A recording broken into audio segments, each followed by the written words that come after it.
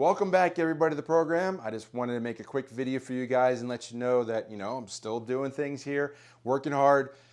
Lots of things going on with crypto. There was a big conference, obviously, in Nashville last week with Bitcoin 2024. We had two presidential candidates speaking there first. We've had a sitting president there. That's the first time that's happened as well. Well, a former president. I mean, we've also had Bukele speak in Miami a couple of years ago, which really got the ball rolling about these countries that are now getting involved in Bitcoin. Whether the irony is not lost on me that we are all excited because governments want to get Bitcoin, but we also like the freedom that Bitcoin offers us against governments. So it's kind of the yin and the yang. It's not Andrew Yang, but it's there's a lot of back and forth about it. But one story I wanted to share, it goes beyond Bitcoin, which is a lot of people are getting excited because there's been some talk about Gensler, talk about him getting fired, not in the SEC, and they're just playing that down. And lots of the politicians are trying to back away from Choke Point 2.0 and the litigation and the restrictions on getting into Bitcoin and the taxes and everything. But trust but verify. You don't know what anybody's going to try and get your vote right now because that's their job. That's what they want to do. But what happens after November remains to be seen. So it sounds good so far. But one story I want to share about altcoins, a little bit beyond this, is that Altcoin Daily recently tweeted this out. Let me get my other phone out and talk about. So Altcoin Daily. I don't know if this will work. It's backwards. Sorry, but he tweeted this out. If you follow Altcoin Daily IO, but I'll try to put a link to this tweet in the video. Anyway, he just said, Justin, the SEC has retracted its request to classify the following tokens as securities: Solana, Cardano, Binance USD. That's kind of weird that it's a stable coin but whatever. Matic or Polygon, Atom or Cosmos, Sand, which I should know that. I think Sandbox, Mana. That name escapes me right now. If you remember what Mana is, please put it in the comments. Algo, which is Algorand. AXS, I think that's Axios, but again, if you know AXS, put it in the comments. And Koti, which I remember that for years, but I can't remember exactly what that is. But it's a list of 10 or so different cryptocurrencies out there that, as to close out the tweet, this is a huge walk back from the SEC and the big win for crypto. So here's my concern, because there's still a debate back and forth about Solana and Matic and Polygon and a few of these others, if they're commodities, if they're tokens, if they're securities. What are they? So the main thing is that they want everything, like Bitcoin's a commodity. Ethereum, for the most part, seems to be a commodity. XRP seems to be headed that way. But what happens, so now you got Bitcoin as a commodity, it gets an ETF. Ethereum is a commodity, it gets an ETF. Now everybody's saying well, let's look at the rest of the top 20 or so coins and see if we get ETFs there.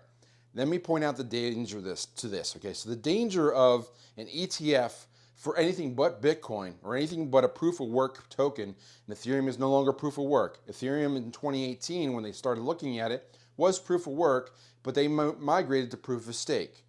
That's got a whole other basket of issues. But the point is that for these other projects, they are so politicians don't, and the SEC the SEC knows a little bit more than the politicians for the most part.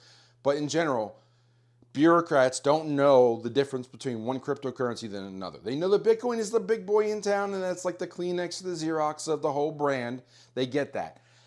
But they don't understand the differences from Bitcoin, what makes Bitcoin different than Ethereum, which makes Ethereum different from Matic, and so on. They don't know the devil's in the details. They don't understand that. They don't understand the issues that have plagued Ethereum in the past. The point I'm getting to is that you have two tokens already, two projects that have an ETF.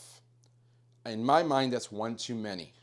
I think anything beyond Bitcoin is a question mark, because for every ETF you have for a crypto project, regardless of what it is, beyond Bitcoin, it is the potential for a hazard and could take down or put a black eye on the entire crypto community, the whole marketplace. The reason I say that, let's say Ethereum has a problem. Okay, so Ethereum, it's had problems in the past. If you're not familiar with it, Ethereum rolled back their blockchain once. That's how Ethereum Classic came to be. Ethereum Classic is the original blockchain where they did not do a rollback. So Ethereum has changed and morphed over the years. They've had lots of issues that in the past and lots of things that are questionable. But the fact that Bitcoin doesn't have a leader and it's just been running the same code, and yes, there's been improvements to it, it's a different animal. The closest would probably be Litecoin. That would be the closest one to Bitcoin.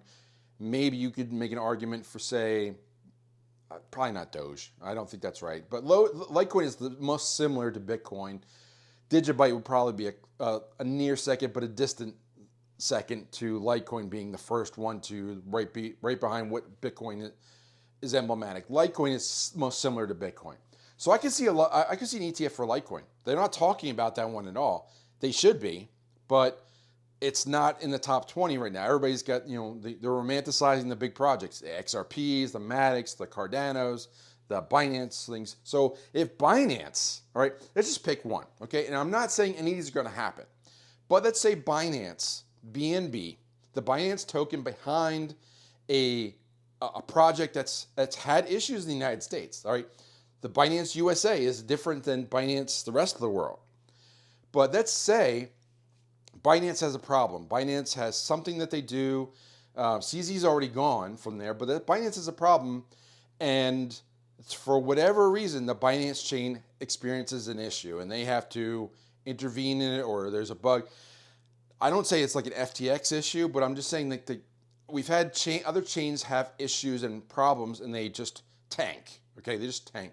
So imagine if Ethereum had a problem. Ethereum already has an ETF. If Ethereum has a problem, they've had problems in the past, and they've rolled back their blockchains. If they have to do that again, or they have to change things, can you imagine the repercussions of that and saying, hey, I had all this Ethereum, now you just changed the blockchain on me? Why did you do that? Imagine like Tesla saying how many shares, changing the number of shares, or saying, hey, those last all the trades you did today on the stock exchange, we're going to roll those back. Like those kinds of things would be a huge black eye and could be a black swan event for the entire marketplace, for Ethereum being the number 2 project. So Ethereum or Binance, I'm not saying any particular project is going to have this, but the more altcoins that get ETFs, the more this potentiality could become a reality.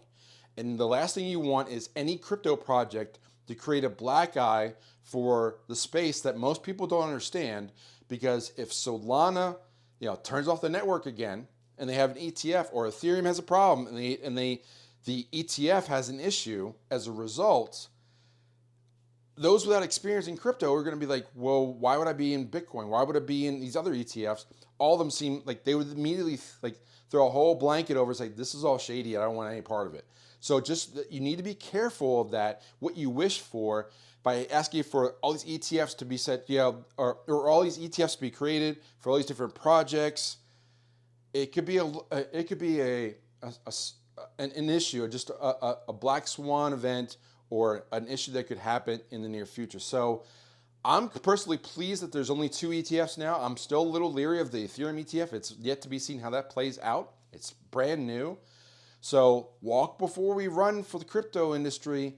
We're just getting started with ETFs, and Bitcoin, yes, it's been so far so good for several months now. I think we're about almost getting close to 6 months now. But Ethereum just started, and now we're looking at other projects too. So tap the brakes. Let's get through 2024. Let's get to a crypto and altcoin run and see how things are going. Now, 2025 is poised to be should be a good year for crypto if history plays out like with Bitcoin and the altcoins. First comes Bitcoin, then comes Ethereum, then comes the altcoin season. We haven't really had those second seasons yet, that second and third season for Ethereum and altcoins. We had Ethereum run up a little bit because everybody was jazzed about the ETF and what was coming, but there's this potential for a nasty event to be on the horizon, which could be a black eye for everything in crypto, including Bitcoin. So careful what you wish for. It's great that everybody's excited about it, but most people that are excited about it are the ones that are either invested in these projects or know a lot about the altcoins or the top 50 or so projects that are out there, or have a couple of their favorites in the top 50 or so, and they want to see it do well. I want to see a lot of these projects do well because they solve a lot of real world problems. But just temper expectations. Let's walk before we run. Let's get Bitcoin ETFs to a year old and see how Ethereum does before we even think about Solana, Cardano, Binance. I mean, Binance is its own exchange. Imagine that if that exchange happened to do what FTX did. I'm not saying it will, but if it happened to do that and it had an ETF, can you imagine the repercussions and the average investor's new perspective on crypto, having just dipped their toe in their first year of existence? They probably would want nothing to do with it going forward. So just take a breather, see how it does, and we'll see how it goes. But this is the Economic Prepper, otherwise known as Jeff, talking to you, and I'll talk to you in the next video. Leave your comments down below. I read them all. Thanks for watching. I'll see you in the next video.